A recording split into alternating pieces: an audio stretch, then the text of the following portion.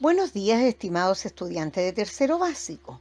Hoy, en este video tutorial, veremos el objetivo número 12 que dice escribir frecuentemente para desarrollar la creatividad y expresar sus ideas, textos como poemas, diarios de vida, cuentos, anécdotas, cartas, comentarios sobre tus lecturas, etc.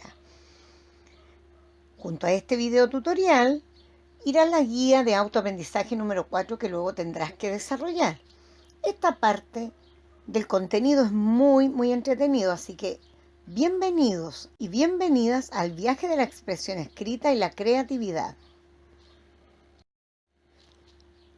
En esta página podemos observar que dice, ¿cómo podemos escribir mejor y más rápido y ser más creativos? Un caballero que vivió hace unos años atrás, ¿cierto?, llamado Gianni Rodari, que ha escrito muchos libros para niños. Además fue él también profesor, ¿ya? Él usaba una estrategia fantástica, le decía el binomio fantástico, que tenía él la teoría que decía, si dos palabras se encuentran y son muy distintas entre ellas, no pertenecen a la misma categoría o no pertenecen a la misma familia, chocan, se encuentran y algo producen, como si fuese electricidad. También Gianni Rodari siempre se ayudaba del diccionario. Buscaba palabras para sacar ideas. Buscaba palabras distintas para empezar a crear un cuento o un poema. Luego él usaba la imaginación, así como vemos ahí en la foto que sale él con un sombrero y que tiene muchas cosas que le están saliendo de su cabeza. Recordaba situaciones que le habían ocurrido a él o a otras personas. Además, Gianni Rodari decía que era muy importante leer siempre y escuchar canciones y cantar. Aquí podemos ver los materiales que él utilizaba. Siempre usaba un reloj, siempre usaba el diccionario y, obvio, su cabeza para ser más creativo. Presta atención a lo que viene porque es muy interesante. Este caballero que nos va a hablar en la próxima parte del video nos da unas recomendaciones muy interesantes, así que presta mucha atención para que aprendas mucho más sobre cómo escribir más rápido y mejor y cómo ser más creativo. Hay otras personas que también nos dan tips o recomendaciones para redactar o escribir bien. En primer lugar, debemos perderle el miedo a escribir con unos consejos muy simples. Número 1, ordena tus ideas. Debes tener muy claro qué es lo que quieres decir. Organízate haciendo un sencillo esquema con las ideas principales y secundarias del texto. Número 2, usa frases cortas. Escribe de forma sencilla y breve y concisa para que los lectores te entiendan, sobre todo si no tienes mucha costumbre de escribir. Número 3, no abuses de los adjetivos, ya lo vimos en otras clases. Un adjetivo bien usado te ayudará a describir lo que quieres decir. Le dará color a tu texto. Muchos adjetivos lo convertirán en un rimbombante compilación de palabras. Número 4, revisa y revisa. Lee y vuelve a leer tu texto las veces que sean necesarias para detectar los errores ortográficos. Te puedes ayudar mucho con el diccionario. Si tienes una duda de cómo se escribe una palabra, el diccionario, que es un buen amigo, te puede ayudar a corregir tu ortografía. Número 5. No escribas como hablas. La construcción del lenguaje hablado y del escrito son diferentes. Las frases no deben seguir el patrón de una conversación, sino el de una redacción. Número 6. Usa puntos y comas, también lo vimos en la clase anterior. Puntuar correctamente es indispensable para que el lector pueda respirar y comprender. Además, te ayudará a organizar mejor tus ideas, concluirlas, enumerarlas o explicarlas. Número 7. No uses palabras rebuscadas. Usar muchas palabras cultas no te hace ser más inteligente. Si no están integradas a tu vocabulario, puede que las uses mal o que el texto se vea forzado. Toma en cuenta estos 7 tips que te los dan los expertos. para que puedas redactar siempre muy bien todos tus textos. Hay otras personas que también nos dan tips o recomendaciones para redactar o escribir bien. En primer lugar, debemos perderle el miedo a escribir con unos consejos muy simples. Número 1, ordena tus ideas. Debes tener muy claro qué es lo que quieres decir. Organízate haciendo un sencillo esquema con las ideas principales y secundarias del texto. Número 2, usa frases cortas. Escribe de forma sencilla y breve y concisa para que los lectores te entiendan, sobre todo si no tienes mucha costumbre de escribir. Número 3, no abuses de los adjetivos, ya lo vimos en otras clases. Un adjetivo bien usado te ayudará a describir lo que quieres decir. Le dará color a tu texto.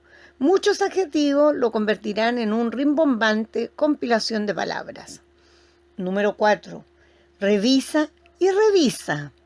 Lee y vuelve a leer tu texto las veces que sean necesarias para detectar los errores ortográficos. Te puedes ayudar mucho con el diccionario. Si tienes una duda de cómo se escribe una palabra, el diccionario, que es un buen amigo, te puede ayudar a corregir tu ortografía. Número 5. No escribas como hablas. La construcción del lenguaje hablado y del escrito son diferentes. Las frases no deben seguir el patrón de una conversación, sino el de una redacción. Número 6. Usa puntos y comas, también los vimos en la clase anterior. Puntuar correctamente es indispensable para que el lector pueda respirar y comprender. Además, te ayudará a organizar mejor tus ideas, concluirlas, enumerarlas o explicarlas. Número 7. No uses palabras rebuscadas. Usar muchas palabras cultas no te hace ser más inteligente. Si no están integradas a tu vocabulario, puede que las uses mal o que el texto se vea forzado. Toma en cuenta estos 7 tips que te los dan los expertos para que puedas redactar siempre muy bien todos tus textos. Para ello solo se precisa un reloj de arena y un diccionario. Se buscan al azar 2 palabras en el diccionario, que en su caso resultan ser las palabras red y manos. Y a partir de ese momento se lanza a escribir el relato. Es lo que Gianni Rodari, en su Gramática de la Fantasía, llama un binomio fantástico, formado por 2 palabras pertenecientes a 2 universos conceptuales distintos que chocan entre sí. Rodari dice: para provocar una chispa no basta un solo polo eléctrico, debe haber 2. Una palabra sola actúa únicamente cuando se encuentra con otra que la provoca, que la obliga a salir de su camino habitual y a descubrir su capacidad de crear nuevos significados. Donde no hay lucha, no hay vida. Así pues, el pensamiento nace por parejas de conceptos lógicos. Bueno existe solo por su oposición a malo, y su nacimiento no es anterior ni posterior al de malo, sino simultáneo. Y sabemos que hay cosas blandas porque hay otras duras. Gianni Rodari dice que no existen conceptos por sí solos, sino que generalmente son binomios de conceptos. Una historia puede nacer tan solo a partir de un binomio fantástico. Caballo y perro no es en realidad un binomio fantástico, sino una simple asociación dentro de una misma clase zoológica. La imaginación permanece indiferente al evocar a los 2 cuadrúpedos. Es una nota de principiantes, no promete nada excitante. Así pues, un binomio fantástico, capaz de hacer nacer una historia, está formado por 2 palabras que son muy diferentes. 2 palabras que normalmente no encontramos juntas, porque pertenecen a categorías, campos o universos distintos. Tendrá que ser la imaginación la que establezca entre ellas un parentesco, la que invente un mundo fantástico, un relato en el que esas 2 palabras extrañas puedan convivir. Para escoger estas 2 palabras puedes utilizar varios sistemas, y todos ellos tienen que ver con el azar, buscar dos palabras con un dedo ciego en un diccionario, o hacer que dos personas distintas las escriban al azar sin estar de acuerdo entre ellas, o cualquier otro sistema aleatorio que se te ocurra. Es mejor si esas dos palabras son dos sustantivos concretos, no abstractos. Una vez que tengas las dos palabras de tu binomio fantástico y una vez que hayas comprobado que efectivamente forman un binomio fantástico y no un binomio lógico, tienes que establecer diversas relaciones entre ellas. Lo mejor es comenzar a unirlas a través de preposiciones, para ver qué pasa. Por ejemplo, a partir del binomio fantástico lluvia y teléfono, tendríamos algo así como un teléfono de lluvia, la lluvia por el teléfono, un teléfono para la lluvia bajo el teléfono, la lluvia de teléfonos, un teléfono entre la lluvia y así sucesivamente. Luego empiezas a imaginar situaciones que pueden dar pie a estas frases anteriores y te pones a escribir. Tal vez el primer intento no funcione y tengas que repetirlo, pero una vez construido un binomio fantástico no debes abandonarlo, sino abandonarte tú a él, haciendo trabajar la imaginación y huyendo de lo fácil y lo inmediato. En esta parte del video podemos ver que a otra persona también se le ocurrió y dijo: no, yo creo que con 6 tips o recomendaciones para redactar o escribir es suficiente. Número 1, dijo él, organiza tus ideas. Número 2, no abuses de los adjetivos, que ya lo habíamos visto en la parte anterior. Número 3, no escribas como hablas, también lo vimos. Número 4, usa frases cortas. Número 5, no uses palabras rebuscadas. Y número 6, revisa y revisa. Siempre que termines de escribir un texto, aunque sea tu nombre, aunque sea una mínima palabra, revísalo varias veces y quédate tranquilo o tranquila de que lo hiciste bien, ayudándote, por ejemplo, con el diccionario si tienes una duda ortográfica o consultándole a alguien. Muy bien, continuemos. Durante este año escolar hemos aprendido a escribir 2 grandes tipos de texto. Porque siempre tú te estás preguntando, ¿qué tipos de textos podemos escribir nosotros en tercero básico? Podemos escribir tanto textos literarios como no literarios. Los literarios, recordemos, tienen que ver con la creatividad del escritor o de la poetisa que lo haya escrito o del dramaturgo en el caso de las obras de teatro. Nosotros hemos visto este año, y los años anteriores también lo han hecho ustedes, con otros profesores o con otras profesoras, hemos aprendido sobre los cuentos, sobre las fábulas, sobre las leyendas, sobre los mitos y hemos aprendido sobre los poemas. ¿Qué nos queda por aprender todavía? Las canciones, las odas y las obras de teatro, que ya las vamos a aprender en otra ocasión. Dentro de los textos no literarios, hemos estudiado la noticia, que es súper importante y que siempre estamos enterándonos de lo que ocurre en el país y en el mundo. Las biografías también las hemos aprendido, las recetas que las ven cuando ustedes son más pequeños y este año también las hemos retomado. Podemos escribir todo este tipo de textos y además podemos escribir muchos más. Prestemos mucha atención porque ahora aprenderán un nuevo tipo de poesía que tiene que ver con los poemas visuales. Los poemas no tan solo se escriben para expresar sentimientos, sino que también se escriben para que sean vistos y puedan ser decorados por ustedes. Presten atención. ¿Qué es un acróstico? Un acróstico es una composición acróstica o sencillamente un acróstico es un poema en el que las letras iniciales, medias o finales de cada verso, leídas en sentido vertical, forman un vocablo o expresión.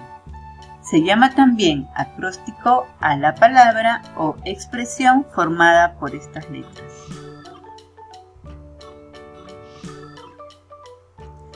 Ahora veremos unos ejemplos de acrósticos. En este caso tenemos la palabra maestro en el centro de los versos.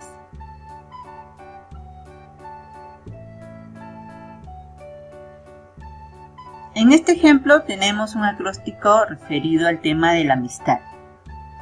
La palabra amistad la podemos ver que se encuentra de manera vertical y con cada letra se ha escrito un verso. Estas se encuentran al inicio de cada verso.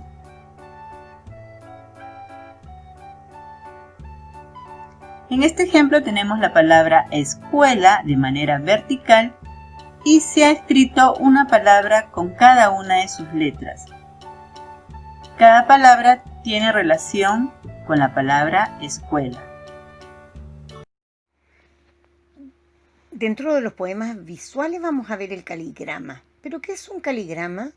El caligrama viene del francés calligramme, que es un poema visual, frase o conjunto de palabras cuyo propósito es formar una figura acerca de lo que se trata el poema, en la que la tipografía, la caligrafía o el texto manuscrito se arregla o configura de tal manera que crea una especie de imagen visual, es decir, poesía visual.